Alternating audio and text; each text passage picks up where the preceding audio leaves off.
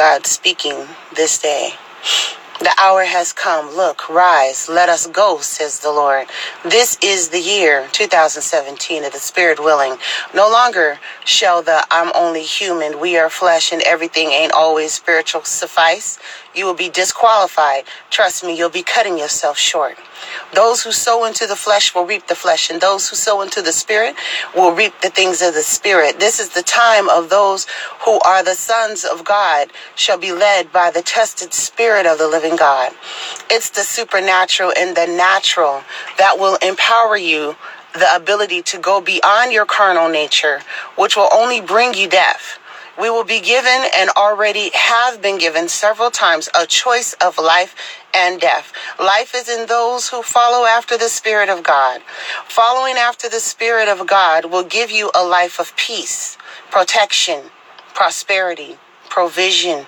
You can make proclamations, providence, perseverance, etc. This world as you know it has ended. Follow after the tested Spirit of God.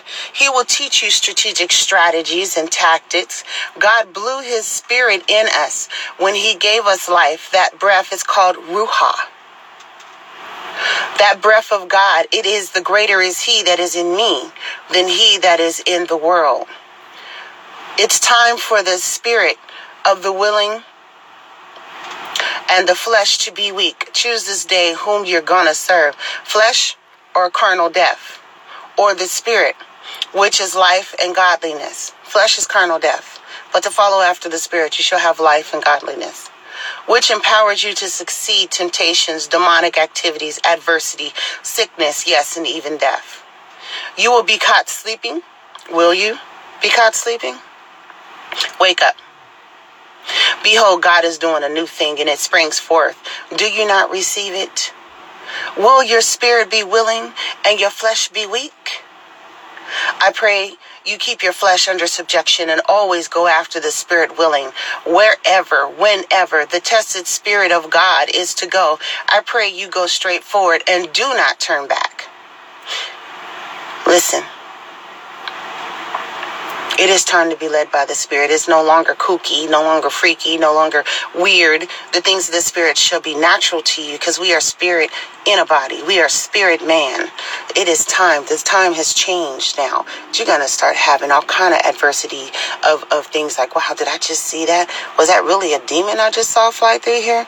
Did that demon just step in that person and take over? Yes. We've already started seeing stuff like that. But see, you got to start walking in your authority that Jesus is giving you through his name to take power and authority over all powers of the works of the enemy. Do you understand? You need to make death behave. You need to stand in the midst of adversity and cause it to stop just by your very presence of everywhere that your feet shall tread. Let me tell you this. This is what Jesus said.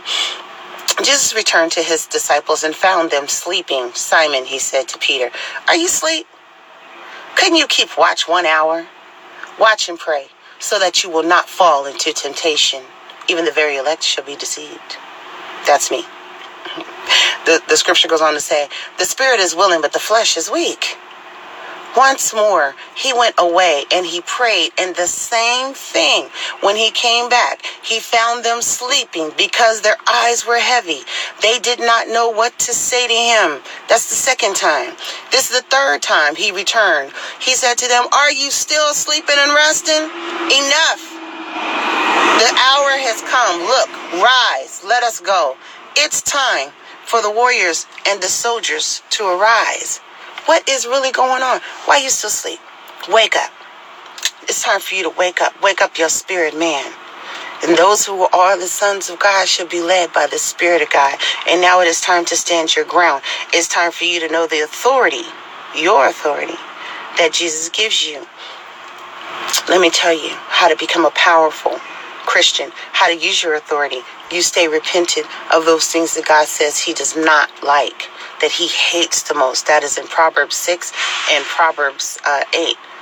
You need to get to that. Get your power, get your authority. Speak life over your loved ones, your children, yourself. Each and every day you put your full armor on. This is not a race war. This is not a religious war. This is a spiritual war. You better mount up, get suited and booted, and get ready. For just like the 7 were ready, 7 had oils in their lamp, and 7 didn't. Some will be asleep. Will you be asleep, or will you wake up? Go with your spirit, man. Do as it says, not your flesh.